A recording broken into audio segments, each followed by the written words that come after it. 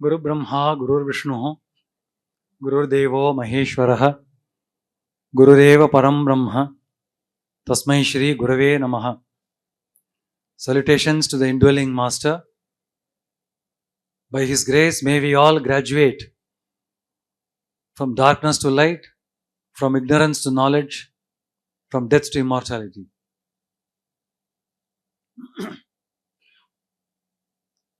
We are observing Swami Ramakrishnanandaji Maharaj, affectionately called as Shashi Maharaj. Shashi Bhushan is his name, pre-monastic name. We are observing his Janmatithi, 164th. 10th August, நம்ம சென்னை மடத்தில் விரிவான அவருடைய ஜென்ம திதியை முன்னிட்டு நாள்தோறும் அங்கே ஒரு திருவிழா நடந்து வந்தது. அந்த திருவிழாவிலே எத்தனை பேர் பங்கெடுத்தீங்க? கை தூக்குங்க.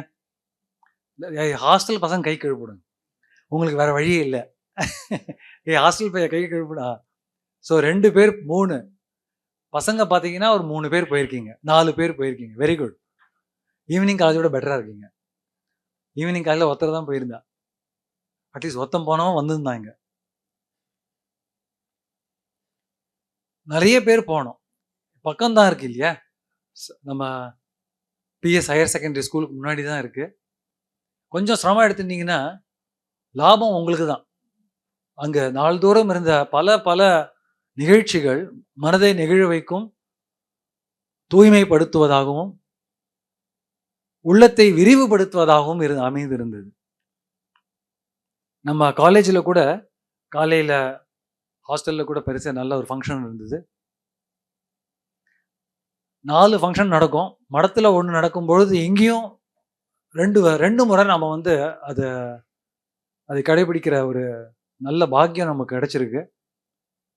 சசி மகாராஜ், ராமகிருஷ்ணானந்த மகாராஜ் என்று சொல்லும் இந்த புனித உயிர் ஜீவன் ஆன்மா நமக்கெல்லாம் கிடைச்ச ஒரு பெரிய பாக்கியம்னு சொல்லலாம். தென்னகத்துக்கே கிடைச்ச ஒரு பெரிய பாக்கியம்.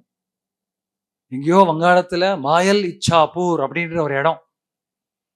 அது நான் இங்கிருந்த வரைக்கும் எனக்கும் தெரியல. அங்கே போன அப்புறம் ஒரே ஒரு முறை அங்கே அந்த இடத்துக்கு போக வாய்ப்பு கிடைச்சிது.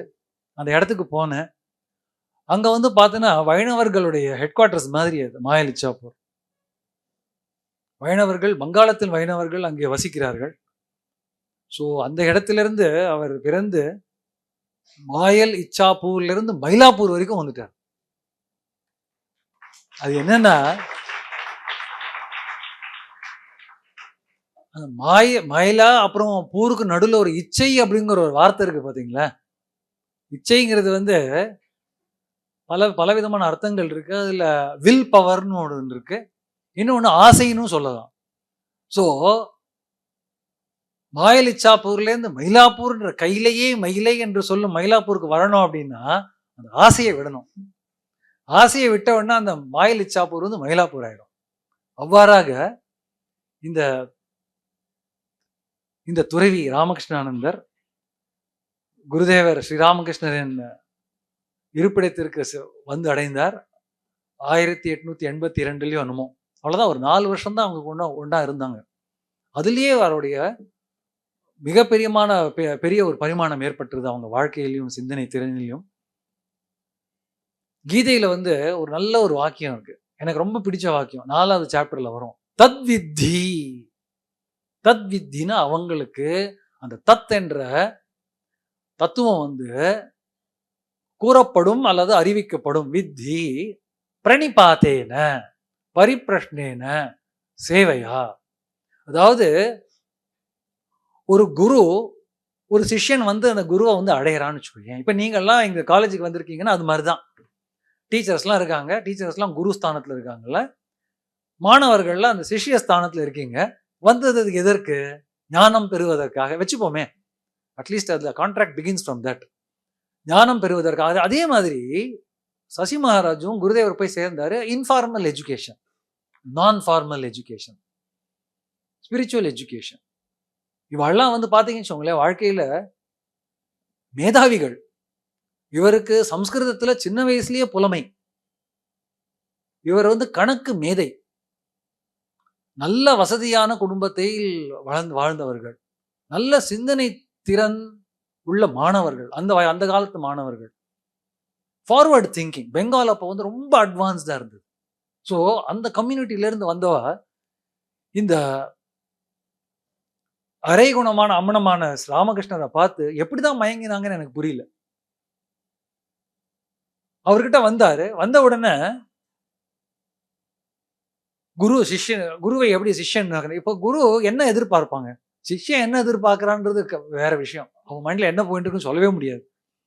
ஒரு சிஷ்யன் வந்தா உடனே குரு என்ன எதிர்பார்ப்பாங்க, சரி நான் சொல்லி கொடுக்கறத இவன் கத்துப்பான் இல்லையா? அதான மெயின் திங். நீங்க வந்திருக்கீங்கன்னா கிளாஸ்ல பாடம் எடுக்கிறாங்கன்னா சரி ஒரு 50 பேர்ல அட்லீஸ்ட் ஒரு 5 பேராவது கேட்பாங்க அப்படின்னு.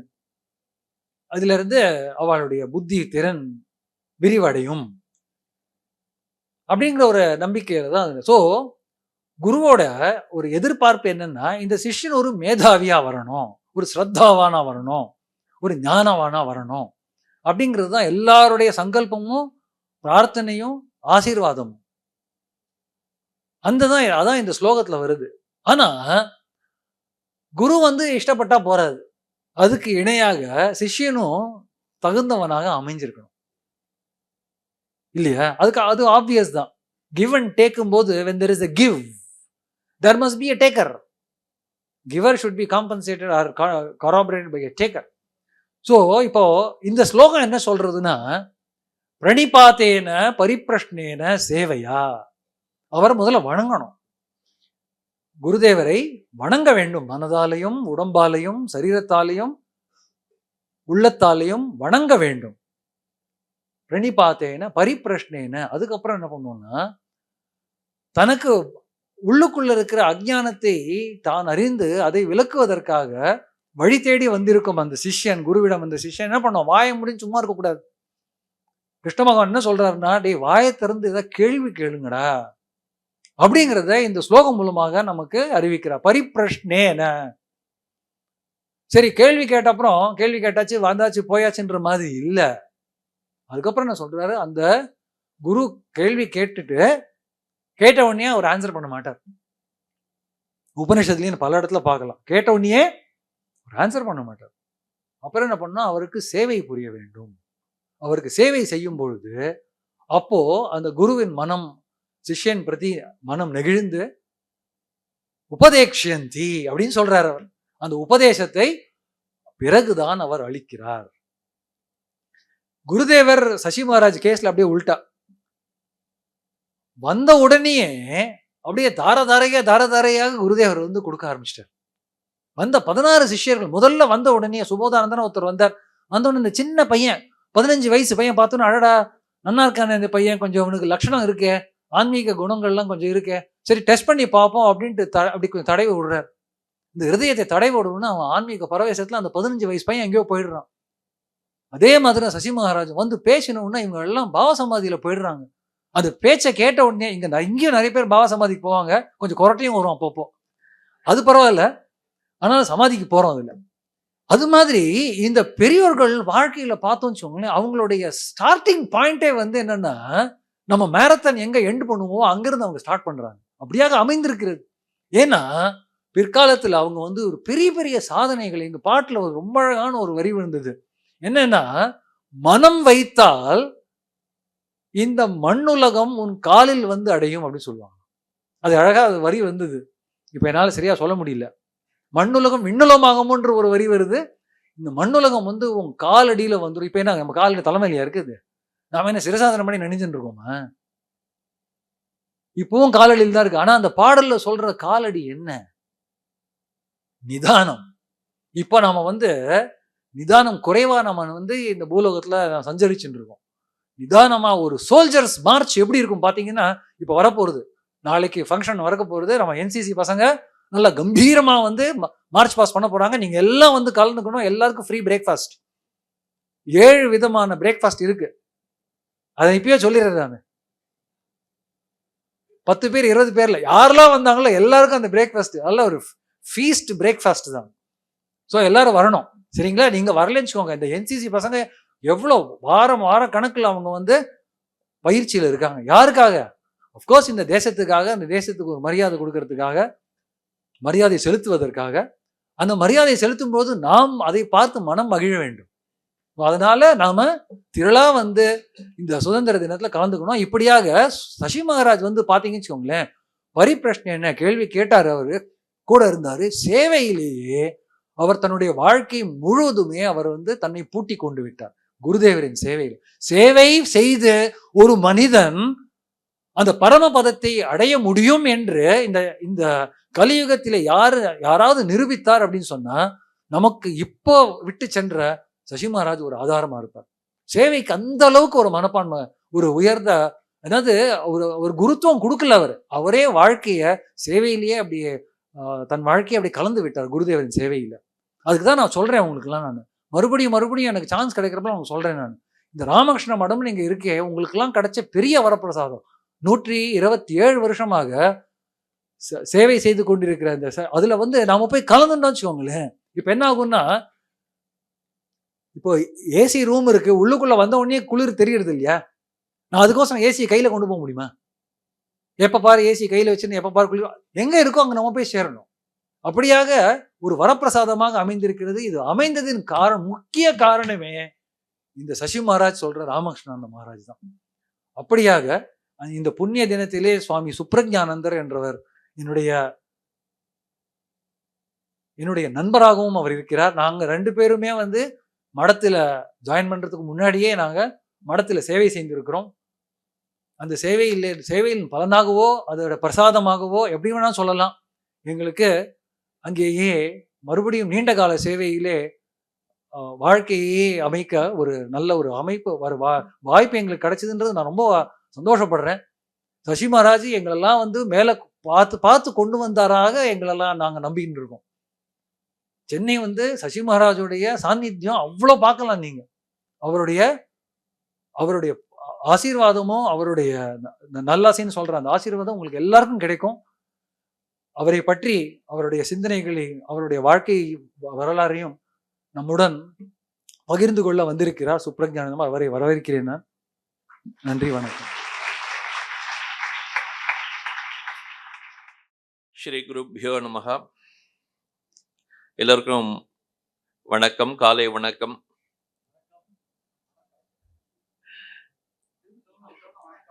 வணக்கம் வணக்கம்.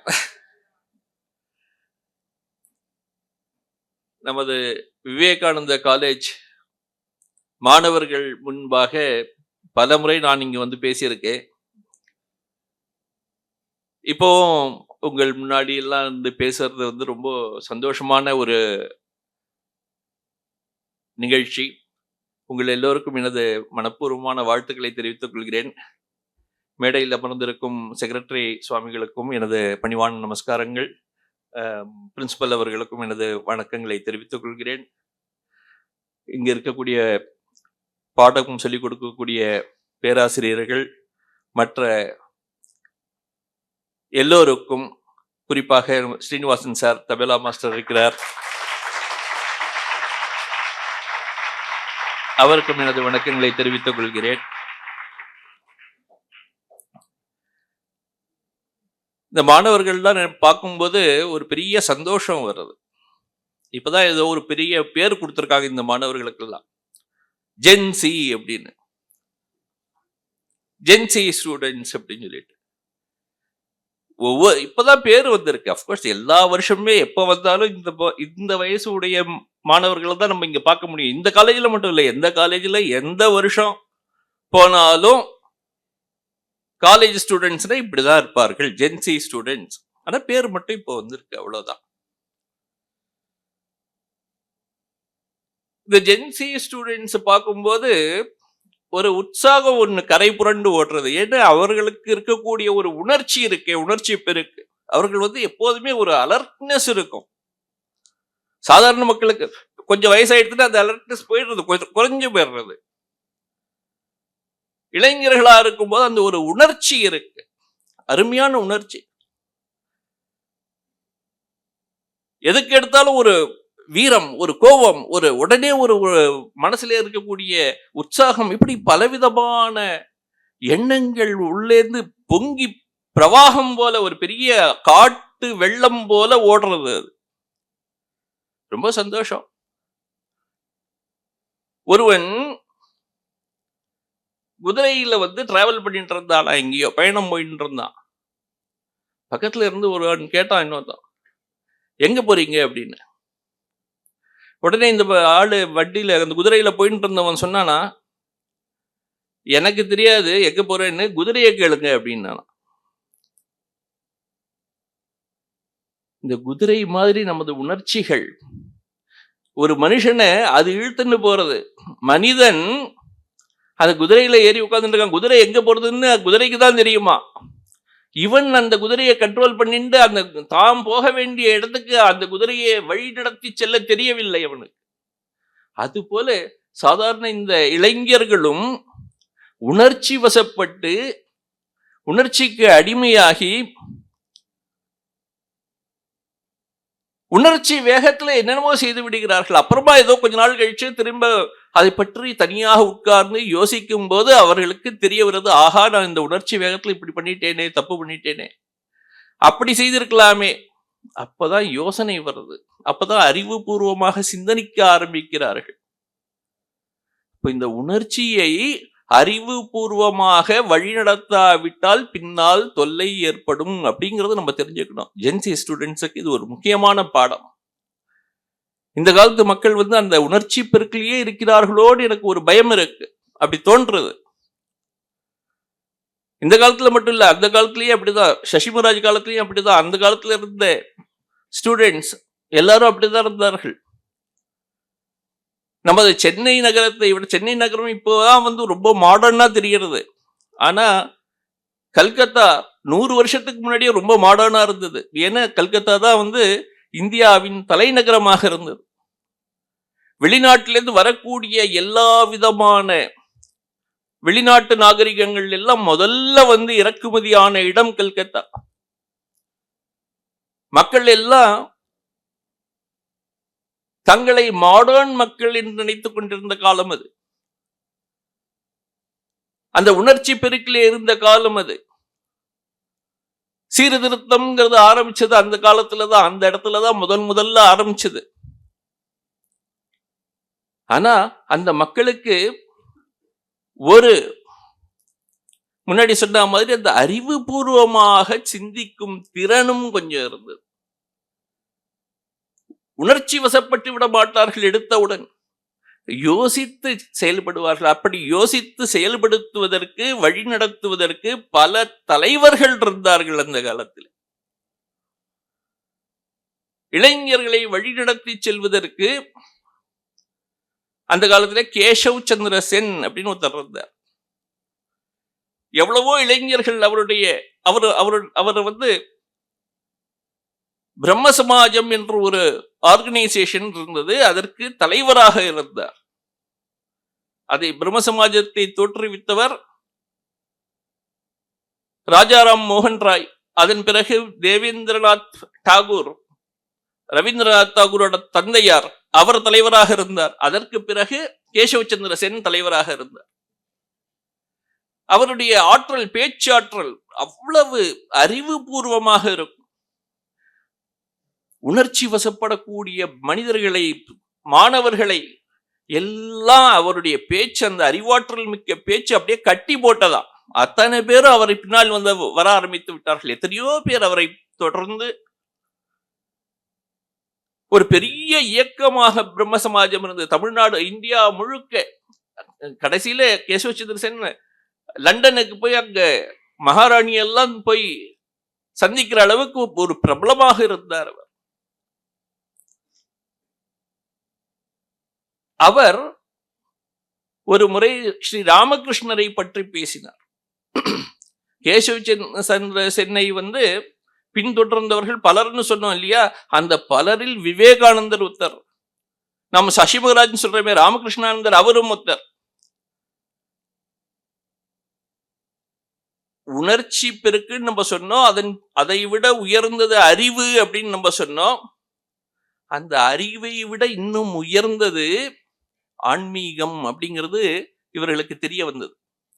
அறிவினால் எல்லா விதத்திலும் ஒருவனை திருப்தி செய்து விட முடியாது. அதற்கு மேல் என்ன இருக்கு அப்படின்னு ஒரு கேள்வி வருது. அதை கண்டுபிடிக்க வேண்டும் அப்படின்னு சொல்லி அதற்காக அந்த ஆன்மீகத்திற்குள்ளே இவர்கள் வந்தார்கள். இப்போ நீங்களாம் நிறைய விதமான படிப்பு படிக்கிறோம் நம்ம இல்லையா? ஒரே பொருளை ஒரு இயற்பியல் வல்லுநர் ஒருத்தர் பார்க்கிறாருன்னு வச்சுப்போம். நம்ம உடலை பார்க்கிறாருன்னு வச்சுப்போம்.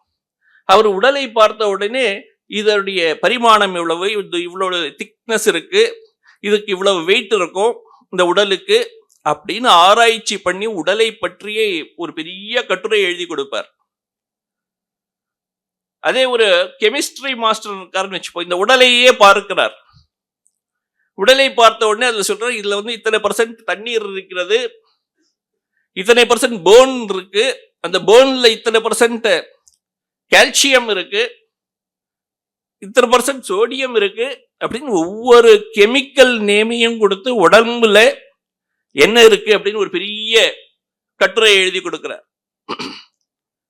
ஒரு பயாலஜிஸ்ட் வந்தாருனாக்க அவர் இதை பார்க்கிறார், அதே உடம்ப பார்க்கிறார், பார்த்து இதுல இத்தனை செல் இருக்கின்றன, இந்த செல் இவ்வளவு, இந்த விதமான செல் எல்லாம் இப்படி எல்லாம் உரைகின்றது அப்படின்னு சொல்லி அவர் ஒரு பெரிய கட்டுரை எழுதி கொடுக்கிறார். ஒரு டாக்டர் வர்றாருனாக்க டாக்டர் வேறு விதமா பார்க்கிறார். இந்த நரம்பு இப்படி போகிறது, இந்த போன் இப்படி இருக்கு, இதோடைய இந்த போன் தான் வளையற போன், இந்த போன் வளையாத போன், பலவிதமா அவர் ஒரு ஆராய்ச்சி பண்ணி இதே உடம்பை பார்த்து அவர் ஒரு கட்டுரை எழுதி கொடுக்கிறார். ஆராய்ச்சி பண்ணக்கூடிய பொருள் ஒன்றுதான், எந்தெந்த ஆங்கிள் இருந்து பார்க்கிறார் அப்படிங்கிறது தான் வித்தியாசப்படுறது. அதுக்கு தகுந்த மாதிரி பலவிதமான நாலேஜ் உருவாருது. பிசிக்ஸ்னு ஒரு நாலேஜ் உருவாருது, கெமிஸ்ட்ரின்னு ஒரு நாலேஜ் உருவாருது, பயாலஜி நாலேஜ் உருவாருது, மெடிசின் நாலேஜ் உருவாருது. ஒரு அட்டாமிக் ரிசர்ச் பர்சன் வந்தாருன்னா இதுல எத்தனை ஆட்டம்ஸ் இருக்கு, எத்தனை நியூட்ரான் இருக்கு, புரோட்டான் இருக்குன்னு அதை பார்க்க போறார். இப்படி ஒவ்வொரு விதமான டிபார்ட்மெண்ட், சயின்ஸ் டிபார்ட்மெண்ட்ஸ் வளர்றது. இதே ஆன்மீக ஒரு வல்லுநர் ஒருத்தர் வர்றாருன்னு வச்சுப்போம். அவர் இதே உடம்பை பார்க்க போறார். அவருடைய கண்ணோட்டம் என்ன அப்படின்னா, இந்த உடம்பு இருக்கிறது, இது 100 வருடங்கள் வாழப்போகிறது, அவன் விட்டு சென்ற பிறகு இது கட்டை போன்று ஆகிவிடுகிறது. அப்போ அவன் விட்டு செல்வதற்கு முன்னால் ஏதோ ஒன்று இந்த உடலை விட்டு பிரிந்து விட்டது, அது என்ன அப்படின்னு ஆராய்ச்சி பண்ண போறார். அதை பற்றி பார்க்க போறார். எப்படி பிசிக்ஸ் பர்சன் அதை பிசிக்கலா பார்த்தாரோ, கெமிஸ்ட்ரி பர்சன் அதை கெமிக்கலா பார்த்தாரோ, அதே போன்று இந்த ஆன்மீகவாதி இந்த ஆன்மாவை பற்றி பார்க்கிறார். இது ஒரு சயின்ஸ். இந்த சயின்ஸை, இந்த ஆன்மீகத்தின் என்ற சயின்ஸை பிடித்து கொண்டால் என்ன கிடைக்கிறதுன்னா ஒரு பெரிய அமைதி கிடைக்கிறது. மனிதனுக்கு என்ன வேணுமோ அதை கிடைத்து விடுகிறது. தான் யார் என்பதை உணர்ந்து விடுகிறான். இந்த உடலிலிருந்து எது பிரிந்து போனதுங்கிறத கண்டுபிடிச்சு விடுறான். அதுதான் தான் என்று உணர்கிறான். அதற்கு அழிவு இல்லைன்னு உணர்கிறான்.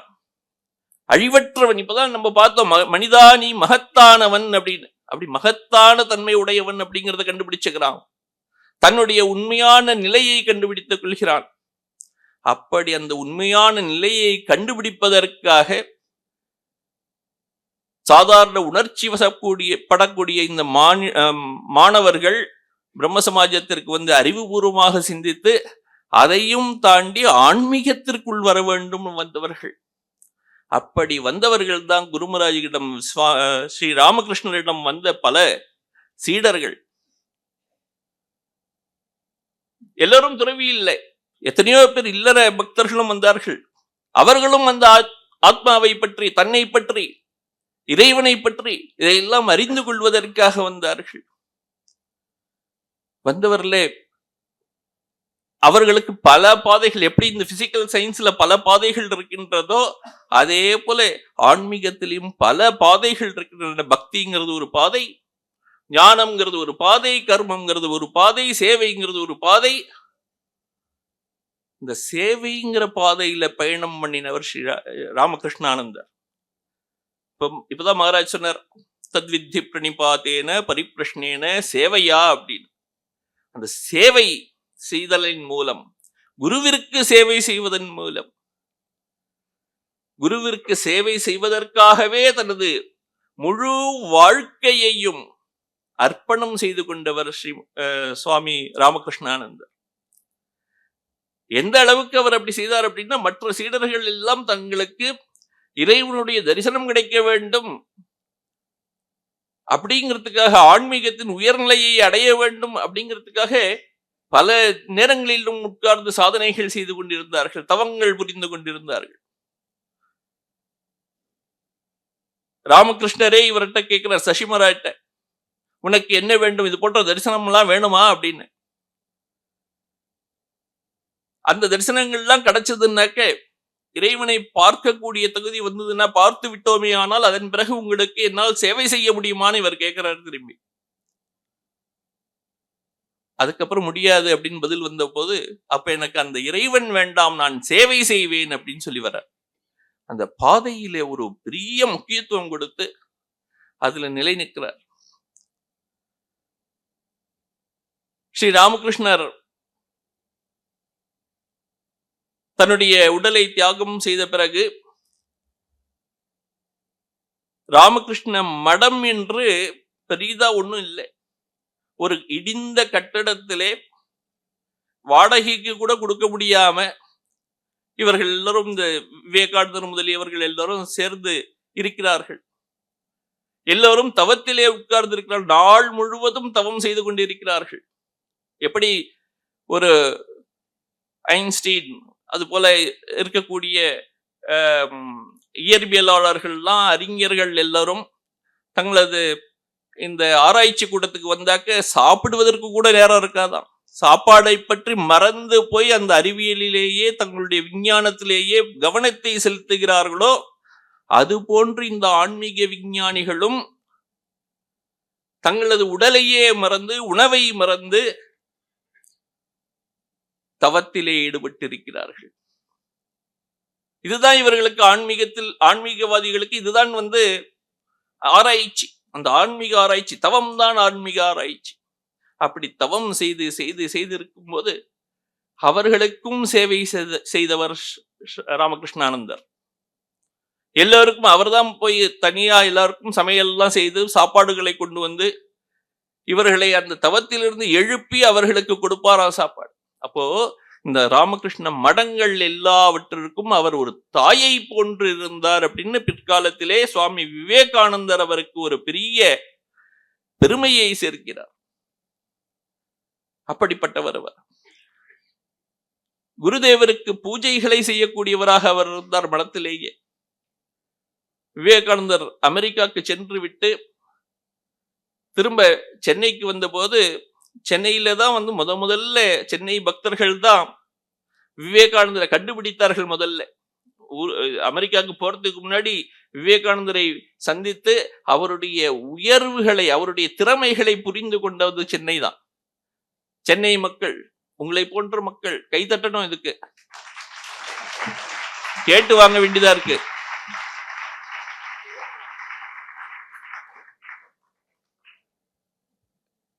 சென்னையை சேர்ந்த இளைஞர்கள் எல்லோரும் சுவாமி விவேகானந்தரை பார்த்து அமெரிக்காவிலே நடக்கக்கூடிய இந்த சர்வமத மகாசபைக்கு அனுப்பியவரை உலக புகழ் பெறச் செய்தார்கள். இந்தியாவின் புகழை அவர்கள் நிலைநாட்டினார்கள். இந்தியாவின் புகழ் இது போன்ற ஒரு மாணவர்களால் தான் வந்தது. அவர் திரும்பி வந்த போது அவரை வரவேற்றார்கள் இதே மாணவர்கள். நம்முடைய விவேகானந்தர் இல்லம் என்று ஒன்று இருக்கிறது, நீங்களாம் பார்த்திருக்கலாம் ஒருவேளை. அங்கு தங்கியிருந்தார். எத்தனையோ மாணவர்கள் அவரை சென்று சந்தித்தார்கள். எத்தனையோ பொதுமக்கள் அவரை சென்று சந்தித்தார்கள். எல்லோரும் ராமகிருஷ்ணர் கொடுத்த இந்த கருத்துக்கள் எல்லாம் இந்த உலகத்திலே பரவ வேண்டும், அதற்கு ஒரு நிலையான ஒரு ஸ்தாபனம் வேண்டும் அப்படின்னு சொல்லி கேட்டிருந்தார்கள். அப்படி கேட்டபோது நான் ஒருவரை அனுப்புகிறேன் அப்படின்னு சொன்னேன். நம்ம சென்னை தமிழ்நாடு எப்படிப்பட்டது அப்படின்னா ரொம்ப ஆச்சாரமானது. அதாவது வெளிநாட்டிலிருந்து எந்த படையெடுப்பும் இந்தியாவுக்கு வந்ததுன்னா முதல்ல இந்த இமயமலையை தாண்டிதான் உள்ள வந்தாகணும். இமயமலை நமக்கு ஒரு பெரிய அரணாக இருந்தது. அதை தாண்டி அவர்கள் உள்ள வந்தாக்க அந்த பஞ்சாப், ராஜஸ்தான், மத்திய பிரதேஷ் இப்படி ஒவ்வொரு பகுதியாக வந்து வெளிநாட்டு படையெடுப்பு வரும். எல்லாவற்றையும் கடந்து கடைசியா தான் தமிழ்நாட்டுக்கு வர முடியும், வரதா இருந்தாக்க. அதனால தமிழ்நாட்டுல அவ்வளவு படையெடுப்பு இல்லை, அவ்வளவு படை வெளிநாட்டின் வெளி மக்களின் ஒரு தாக்கம் தமிழ்நாட்டுல ரொம்ப குறைச்சல். அதனால நம்மளுடைய பழக்க வழக்கங்கள், மரபுகள், பாரம்பரியங்கள் அதெல்லாம் சிதையாமல் இருந்த இடம் தமிழ்நாடு. இந்தியாவின் பாரம்பரியத்தை காத்தது தமிழ்நாடு. அப்படி அந்த தமிழ்நாட்டிற்கு ஒருவரை நான் அனுப்புகிறேன். விவேகானந்தர் சொல்றார், இங்கு இருக்கக்கூடிய பாரம்பரியமான மனிதர்களை விட மிகவும் பாரம்பரியமானவர் அவர், அவரை அனுப்புகிறேன் அப்படின்னு சொன்னார். அவர் தான் இந்த ராமகிருஷ்ணானந்தர். அவ்வளவு பாரம்பரியமான ஒரு மனிதர், மரபுகளை காக்கக்கூடிய மனிதர். அவர் வந்து விவேகானந்தர் இல்லத்துல இருந்து அவரோட குரு பக்தியை பாருங்க. தினமும் பூஜை செய்வார், தினமும் அந்த பழங்களை எது கிடைக்கிறதோ அதை நைவேத்தியம் செய்துவிட்டு அதை தான் சாப்பிடுவார். ஒரு நாளைக்கு எதுவுமே கிடைக்கல, அவருக்கு யாருமே இல்லை கொடுப்பதற்கு, வாங்குவதற்கும் கையில பைசா இல்லை. அந்த குருவிடம் எவ்வளவு ஒரு நெருக்கம், எவ்வளவு அந்யோன்யம் இருந்ததுன்னா, அவரிடம் ஒரு சண்டைக்கே போயிட்டார் அவர் ஒரு தடவை. குருதேவா, உன்னை நம்பிதான் நான் இங்க சென்னைக்கு வந்திருக்கேன், உன்னுடைய கருத்துக்களை பரப்புவதற்குத்தான் நான் இங்கு வந்திருக்கேன். உன்னுடைய கருத்துக்கள் என்ன? உலகத்திற்கெல்லாம் சம்மதமான கருத்து அது, எல்லோரையும் தன்னுள் அடக்கக்கூடிய யூனிவர்சல் மெசேஜ், அதை கொண்டு வந்திருக்கிறேன். எல்லோருக்குமான செய்தியை பரப்புவதற்காக நான் இங்க வந்திருக்கேன். இங்கு எனக்கு சாப்பாட்டிற்கும் வழி இல்லாமல் இருக்கிறது. நான் யாரிடமும் சென்று ஒரு பைசா கேட்க மாட்டேன், பிச்சை எடுக்க மாட்டேன். எனக்கு சாப்பாடு இல்லாவிட்டால் இந்த விவேகானந்தர் இல்லத்திற்கு எதிரே இந்த பெரிய கடல் இருக்கிறது, மெரினா பீச். மெரினா பீச் தான் இரண்டாவது பெரிய கடல் உலகத்திலேயே இல்லையா? சோ எவ்வளவோ மண் இருக்கிறது, அந்த மண்ணை எடுத்து வைத்து உனக்கு நைவேத்தியமாக படைத்து அதையே நானும் சாப்பிடுவேன் அப்படின்னார். இப்படி ஒரு பெரிய பக்தர் பார்க்கவே முடியாது. அதே பக்தர் பாருங்க, தனக்கு அடுத்தவர்களிடம் போய் கேட்க மாட்டேன் எவ்வளவு ஒரு வீரமா இருந்தாரோ, அவரே மக்களுக்கு ஒரு கல்வியை கொடுக்க வேண்டும்னு ஒரு எண்ணம் அவருக்கு வருது. அவர் நிறைய இடத்துல சென்று சொற்பொழிவுகள் கொடுத்துட்டு வந்திருந்தார். அடிக்கடி அந்த மின்ட் பகுதிகள் போவார், சிந்தாதிரிப்பேட்டை பகுதிக்கு போய் கொடுப்பார். அப்படி மின்ட் பகுதிக்கு போன போது அங்கு இருக்கக்கூடிய மக்களின் நிலைமையை பார்த்து, செருப்பு தைக்கக்கூடியவர்கள், ரிக்ஷா இழுக்கக்கூடியவர்கள், மீன் விற்கக்கூடியவர்கள், இப்படி இருக்கக்கூடியவர்களுடைய வாழ்க்கை தரத்தை பார்த்தார். எப்படியாவது அவர்களுக்கு ஏதாவது செய்ய வேண்டுமே அப்படின்னு ஒரு மனசுல அடித்துக் கொள்றது. கடவுளின் குழந்தைகள் இப்படி ஆகி இருக்கிறார்களே அப்படின்னு அவர்களுடைய குழந்தைகளுக்கு சொல்லிக் கொடுக்க வேண்டும் அப்படின்னு சொல்லி பெண்களுக்கான பள்ளிக்கூடத்தை இங்க நிறுவுறார். இப்ப கூட இருக்கு மின்ட்ல நம்மளுடைய ஸ்கூல், பெண்களுக்கான பள்ளிக்கூடம். அந்த பள்ளிக்கூடத்தை நிறுவுவதற்காகவும் அந்த பள்ளி நன்றாக நடப்பதற்காகவும் அவர் கையிலே ஒரு உண்டியலை எடுத்துக்கொண்டு வீதி வீதியாக சென்று, வீடு வீடாக சென்று அதற்கு நிதி திரட்டினார். தன்னுடைய சாப்பாட்டிற்கு நிதி திரட்டாதவர் பெண்களின் கல்விக்காக நிதி திரட்டினார்.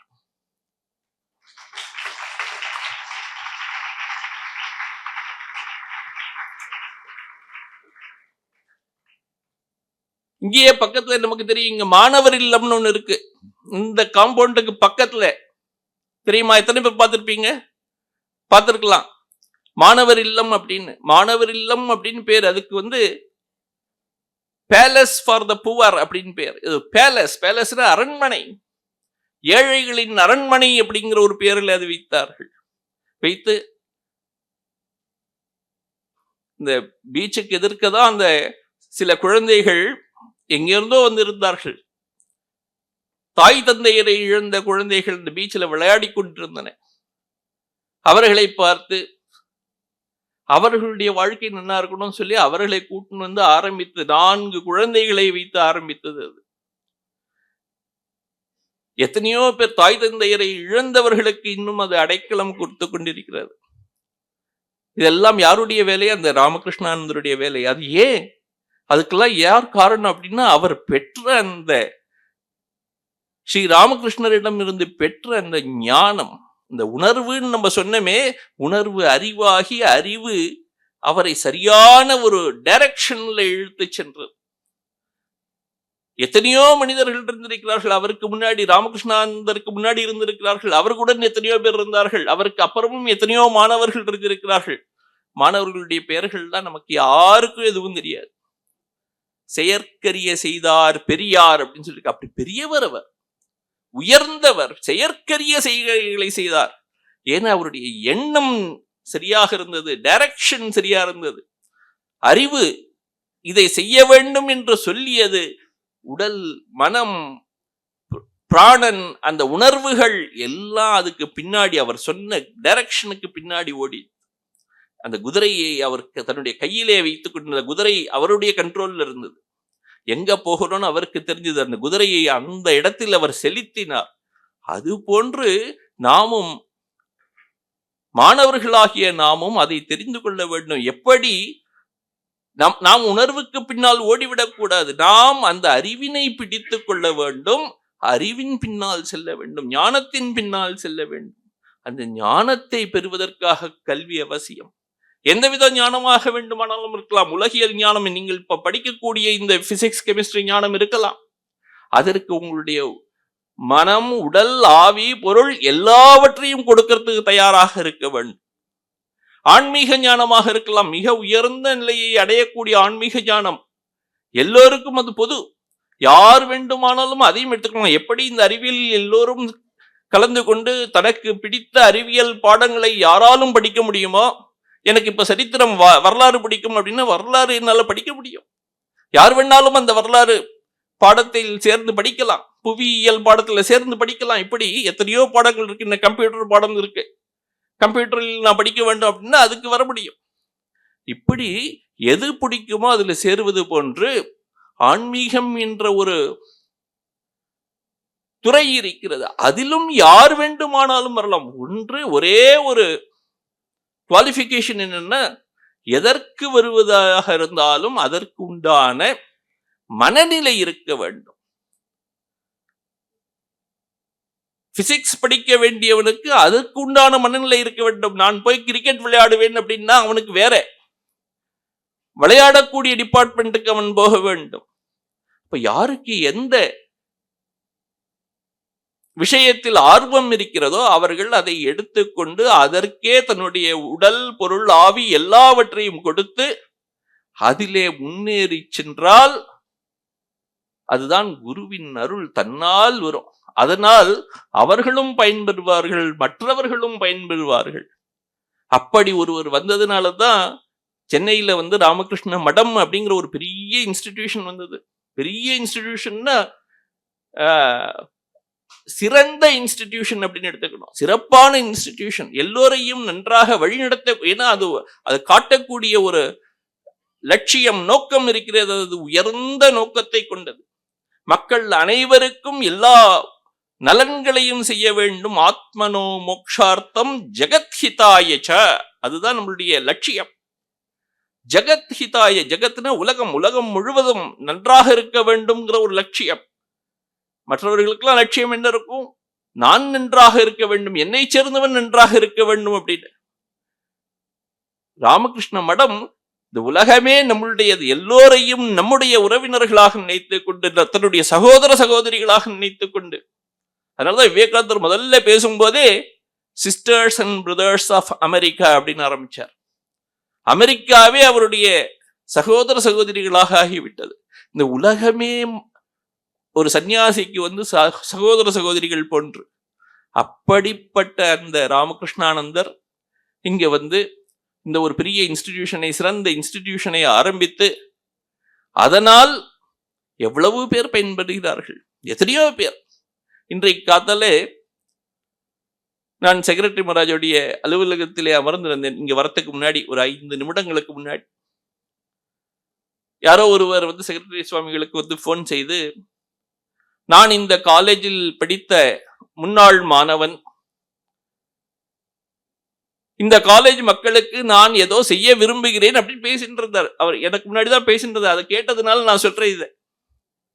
அப்போ இந்த காலேஜில் படித்த மாணவர்களுடைய நிலையை பாருங்க. எல்லோருக்கும் செய்ய வேண்டும், தான் பெற்ற ஒரு நன்மை இந்த மக்கள் எல்லோருக்கும் கிடைக்கணுங்கிற ஒரு எண்ணம் வருது பாருங்க. எங்கேருந்து வர்றது? அது எண்ணம் எங்கேருந்து வந்ததுன்னா, தான் பார்த்தவர்களுடைய வாழ்க்கை எப்படி இருக்கு, இந்த அமைப்பிலே இந்த காலேஜிலே வளர்க்கப்பட்ட விதம் அப்படியாக இருந்திருக்கிறது. வளர்த்தது மட்டும் இல்லை, வாழ்ந்து காட்டிய விதம் அப்படி இருந்திருக்கு. அப்படி வாழ்ந்து காட்டிய பெரியோர்கள் ராமகிருஷ்ணானந்தர், விவேகானந்தர், இது போன்ற இருக்கக்கூடிய மற்ற எல்லா சீடர்களும் அப்படி அவர்களை பின்பற்றி எத்தனையோ பக்தர்கள் அப்படி வாழ்ந்து கொண்டிருக்கிறார்கள், இன்றும் வாழ்ந்து கொண்டிருக்கிறார்கள். அவர்களுடைய பெருவாழ்வை நாம் எல்லாம் மீண்டும் மீண்டும் சிந்திக்கணும், படிக்கணும். முதல்ல படித்து அதை புரிந்து கொண்டு அதை சிந்தித்து அது மாதிரியே நாம் நமது வாழ்க்கையும் கொஞ்சம் கொஞ்சமா மாற்றிக்கணும். அதெல்லாம் ஒரு ஆதர்ஷம், ஒரு எடுத்துக்காட்டான வாழ்க்கை. அந்த வாழ்க்கையை பார்த்து பார்த்து பார்த்து நமக்கெல்லாம் எடுத்துக்காட்டா இருக்கக்கூடியவர்கள் இந்த அறிவுபூர்வமாக இருக்கக்கூடியவர்கள் எடுத்துக்காட்டா இருக்கணும். மற்ற விதமான எடுத்துக்காட்டல்ல நம்மளுடைய எடுத்துக்காட்டு இல்லை. ஏன்னா அது அப்படிப்பட்ட எடுத்துக்காட்டு வெறும் ஒரு சினிமாலேயோ ஒரு கிரிக்கெட்லேயோ இப்படியாக இருக்கக்கூடிய எடுத்துக்காட்டு ஒரு உண்மையான வாழ்க்கை கிடையாது. திரை வாழ்க்கைங்கிறது உண்மையான வாழ்க்கை கிடையாது இல்லையா? அப்போ உண்மையான வாழ்க்கையை பார்த்து நாம் அந்த இன்ஸ்பிரேஷனை பெற்றுக்கொள்ள வேண்டும். அந்த இன்ஸ்பிரேஷன் வரணுங்கிறதுக்காகத்தான், ஊக்கம் வரணுங்கிறதுக்காக தான் இது போன்ற விழாக்கள், இது போன்ற பெரியோர்களை நாம் திரும்ப திரும்ப நினைச்சுக்கிறோம். பெரியோர்களை நினைத்தால் அவர்களுடைய கருணை, அவர்களுடைய ஆசைகள் நமக்கு எப்போதும் வரும். அந்த ஆசைகள் நமக்கு எல்லோருக்கும் எப்போதும் இருக்கணும்.